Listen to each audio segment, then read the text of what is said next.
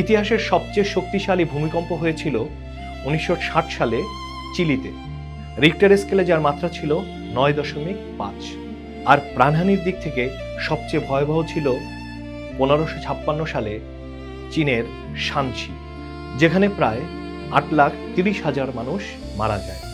বিশ্বের সবচেয়ে ঝুঁকিপূর্ণ অঞ্চল হল প্রশান্ত মহাসাগরের ring of fire. Japan, Indonesia, Philippines, Chile ও যুক্তরাষ্ট্রের পশ্চিমাঞ্চল এসব জায়গা সরাসরি সক্রিয় প্লেট বাউন্ডারিতে অবস্থান করায় এখানে নিয়মিত ভূমিকম্প হয়। বাংলাদেশ এক নীরব ঝুঁকির উপর দাঁড়িয়ে। বাংলাদেশ 3টি সক্রিয় ফল্ট লাইনের সংযোগস্থলে: দাউকি ফল্ট, চিটাগং ত্রিপুরা ফল্ট এবং ইন্ডিয়ান বার্মা টেকটনিক বাউন্ডারি। এই অঞ্চলে প্লেটের চাপ সবসময় সক্রিয়। 21 নভেম্বর 2025 শুক্রবার ভূমিকম্প ছিল এই চাপের ছোট্ট প্রকাশ। ঢাকার ভবনে ফাটল, মানুষের আতঙ্ক, কিন্তু বড় প্রাণহানি না থাকা আমাদের সৌভাগ্য। ভূমিকম্প পৃথিবীর নীরব ক্রোধ এবং আমাদের অদৃশ্য পরীক্ষা। ভূমিকম্প একটি প্রাকৃতিক ঘটনা, কিন্তু এর জন্ম, শক্তি, ক্ষতি এবং প্রতিকার এসব কিছু জানা আমাদের সবার জন্যই জরুরি। আজকের বিশেষ প্রতিবেদনে আমরা জানব ভূমিকম্পকে ঘিরে সবচেয়ে গুরুত্বপূর্ণ বৈজ্ঞানিক প্রশ্নগুলোর নির্ভুল ও তথ্যভিত্তিক উত্তর।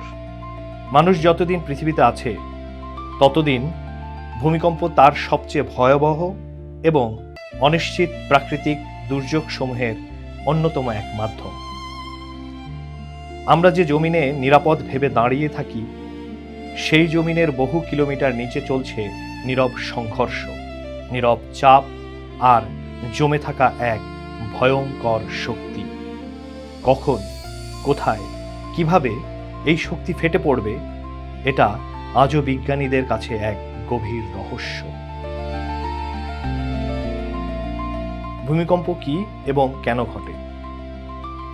ভূমিকম্প হল পৃথিবীর ভূগর্ভে থাকা টেকটনিক প্লেটগুলোর হঠাৎ সরে যাওয়া, ভাঙন বা সংঘর্ষের সৃষ্ট আকস্মিক শক্তির খেলা। ভূমিকম্পের মূল কারণ পৃথিবীর গভীরে থাকা টেকটনিক প্রক্রিয়ার সাথে।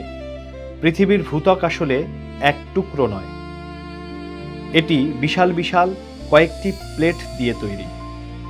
এই টেকটনিক প্লেটগুলো একে অপরের সাথে ধাক্কা খায়, সরে যায়, আলাদা হয় কিংবা ঘর্ষণ তৈরি করে। এই নড়াচড়া যখন হঠাৎ শক্তি আকারে ফেটে বের হয়, তখনই সৃষ্টি হয় ভূমিকম্প। পৃথিবীর বাইরের স্তরটাকে আমরা শক্ত, স্থির ভাবি, কিন্তু আসলে এটি বিশাল কয়েকটি প্লেটে ভাগ করা। এক মুহূর্তে সেই চাপ ভেঙে পড়লেই ঘটে যায় ভূমিকম্প। টেকটনিক প্লেট কি? টেকটনিক প্লেট বলতে বোঝায় পৃথিবীর কঠিন স্তর, যা কয়েকটি বিশাল প্লেটে ভাগ করা। এগুলোর গতি খুব ধীর, প্রতি বছরে কয়েক সেন্টিমিটার, কিন্তু যখন চাপ জমতে জমতে সহ্য ক্ষমতার সীমা ছাড়িয়ে যায়, তখনই ঘটে কম্পন। ভেতরে কি ঘটে? হাইপোসেন্টার, এপিসেন্টার ও সিসমিক তরঙ্গ কি? ভেতরে কি ঘটে? হাইপোসেন্টার, এপিসেন্টার ও সিসমিক তরঙ্গ কি? চাপ ভেঙে যে বিন্দুতে ফাটল শুরু হয় তাকে বলা হয় হাইপোসেন্টার বা কেন্দ্রবিন্দু, আর এর ঠিক ওপরের ভূপৃষ্ঠের বিন্দুই এপিসেন্টার। এখানেই কম্পন সবচেয়ে বেশি অনুভূত হয়। ভূমিকম্পের কেন্দ্রে থাকে হাইপোসেন্টার, অর্থাৎ ভূগর্ভের আসল ফাটলের বিন্দু, আর ঠিক তার ওপরের ভূমির বিন্দু হলো এপিসেন্টার বা উপকেন্দ্র, যেখানেই কম্পন সবচেয়ে বেশি অনুভূত হয়। আর ফাটল থেকে ছুটে আসে সিসমিক তরঙ্গ, পি ওয়েভ, এস ওয়েভ এবং সারফেস ওয়েভ। সারফেস ওয়েভ হলো সবচেয়ে বিধ্বংসী, যা বড় ভবনকেও দুলিয়ে দেয়, সেতু এবং স্থাপনা সবচেয়ে বেশি নড়াচড়া করায়। কেন ভূমিকম্পের পূর্বাভাস দেওয়া যায় না? তাহলে প্রশ্ন, কেন আধুনিক প্রযুক্তি থাকা সত্ত্বেও বিজ্ঞানীরা এখনো ভূমিকম্পের আগাম পূর্বাভাস দিতে পারেন না? কারণ ভূমিকম্প ঘটে পৃথিবীর কয়েক কিলোমিটার গভীরে, যেখানে ঠিক কোন সেকেন্ডে চাপ ভেঙে যাবে তা সঠিকভাবে মাপার কোনো যন্ত্র এখনো নেই। তাই ভূমিকম্প পূর্বাভাস নয়, তথ্য, সচেতনতা এবং প্রস্তুতি আমাদের সবচেয়ে বড় অস্ত্র। ভূমিকম্প পৃথিবীর গভীরে জন্ম নেয়, যেখানে মানুষের কোনো যন্ত্র পৌঁছতে পারে না।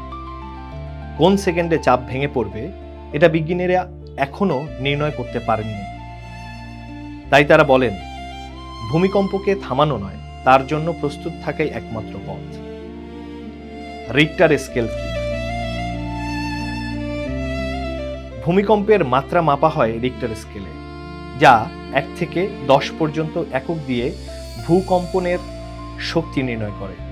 আর ভূমিকম্প কোথায় কত গভীরে হচ্ছে সেটাও গুরুত্বপূর্ণ।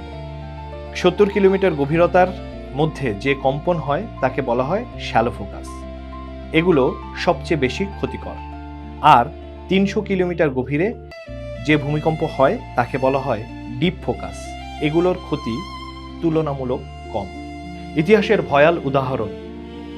ইতিহাসের সবচেয়ে শক্তিশালী ভূমিকম্প হয়েছিল 1960 সালে চিলিতে। রিক্টার স্কেলে যার মাত্রা ছিল 9.5। আর প্রাণহানির দিক থেকে সবচেয়ে ভয়াবহ ছিল 1556 সালে চীনের শানচি, যেখানে প্রায় 8,30,000 মানুষ মারা যায়। কোথায় ভূমিকম্প তুলনামূলক বেশি সম্পাদিত হয়? বিশ্বের সবচেয়ে ঝুঁকিপূর্ণ অঞ্চল হল প্রশান্ত মহাসাগরের ring of fire. Japan, Indonesia, Philippines, Chile ও যুক্তরাষ্ট্রের পশ্চিমাঞ্চল। এসব জায়গা সরাসরি সক্রিয় প্লেট বাউন্ডারিতে অবস্থান করায় এখানে নিয়মিত ভূমিকম্প হয়। বাংলাদেশ এক নীরব ঝুঁকির উপর দাঁড়িয়ে। বাংলাদেশ 3টি সক্রিয় ফল্ট লাইনের সংযোগস্থলে: দাউকি ফল্ট, চিটাগং ত্রিপুরা ফল্ট এবং ইন্ডিয়ান বার্মা টেকটনিক বাউন্ডারি। এই অঞ্চলে প্লেটের চাপ সবসময় সক্রিয়। 21 নভেম্বর 2025 শুক্রবার ভূমিকম্প ছিল এই চাপের ছোট্ট প্রকাশ। ঢাকার ভবনে ফাটল, মানুষের আতঙ্ক, কিন্তু বড় প্রাণহানি না থাকা আমাদের সৌভাগ্য।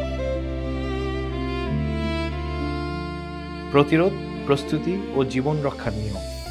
ভূমিকম্প প্রবণ এলাকায় বিল্ডিং নির্মাণের আন্তর্জাতিক নিরাপত্তা মান খুবই কঠোর। শক্ত ফাউন্ডেশন, নমনীয় স্টিল স্ট্রাকচার, বেস আইসোলেশন প্রচণ্ড ভূমিকম্পেও ভবনকে দাঁড় করিয়ে রাখতে পারে। আর আল্লাহ চান্ত এগুলোই বড় ধস প্রতিরোধে সবচেয়ে কার্যকর। দৌড়াবেন না, লিফট ব্যবহার করবেন না, জানালা বা কাঁচের আশেপাশে যাবেন না। বাইরে গেলে ভবন, বৈদ্যুতিক খুঁটি ও সাইনবোর্ড থেকে দূরে থাকুন। শিশু ও বৃদ্ধদের নিরাপদে সরিয়ে নিন।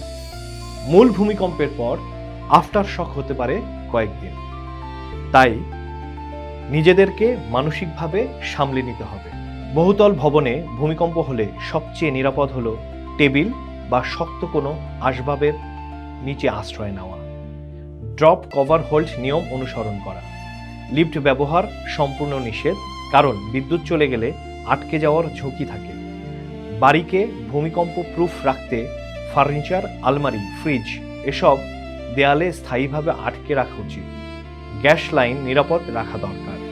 আফটার শক হয় কারণ মূল ভূমিকম্পের পরে প্লেটগুলো নতুন ভারসাম্যে পৌঁছতে সময় নেয়। তাই ছোট বড় কম্পন কয়েকদিন বা সপ্তাহ পর্যন্ত হতে পারে। সবচেয়ে ঝুঁকিপূর্ণ ভবন হলো পুরনো, দুর্বল, অপরিকল্পিত এবং বালুভিত্তিক কাঠামো। এসব ভবন সহজে ভেঙে পড়ে। উন্মুক্ত জায়গায় ভূমিকম্প হলে ভবন, বৈদ্যুতিক পোস্ট, বড় গাছ এবং সাইনবোর্ড থেকে দূরে থাকা অত্যন্ত জরুরি।